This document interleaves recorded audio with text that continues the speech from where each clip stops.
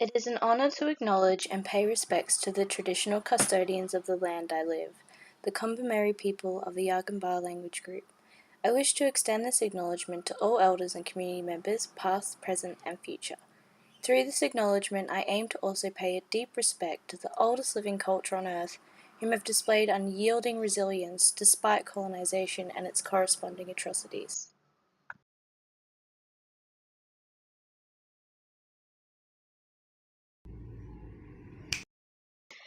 I embarked on a research mission trying to find information, historical and present, regarding the Kombumerri people. I was left truly disheartened at the lack of historical information and acknowledgement in Southport. So I walked to the Broadwater, with my heart's mind open and ready. I found the same lack of Kombumerri people's viewpoints on the informative signs posted around the Broadwater. Yet, the infrastructure spoke volumes more towards the complete silencing of the Kombumerri people. As I walked, I wondered to what extent it had been altered from its natural state. How was this land originally used by the Kombumerri people?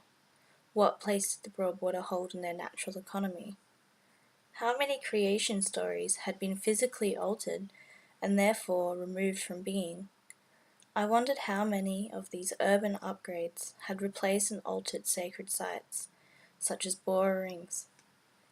I viewed the infrastructure through new eyes. They signified more than cement, steel, and glass. They now stood as monuments of colonisation, of dispossession, of ignorance.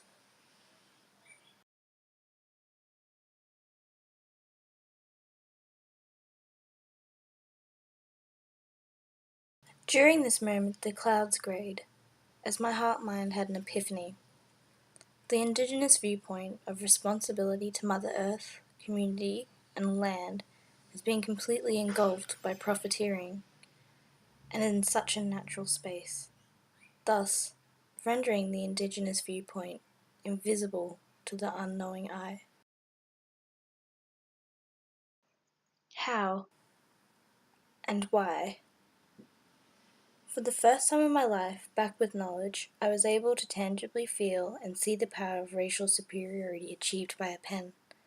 To my surprise, I found a small monument of acknowledgement on an interactive signpost.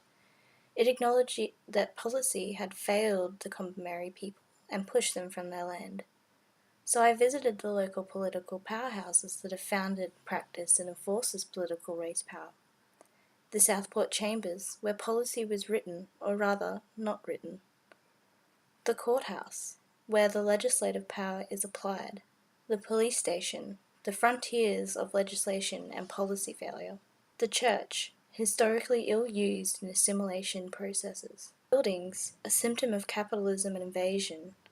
I felt a sense of understanding, perhaps not just from my own heart, but the heart of the first Australians as well.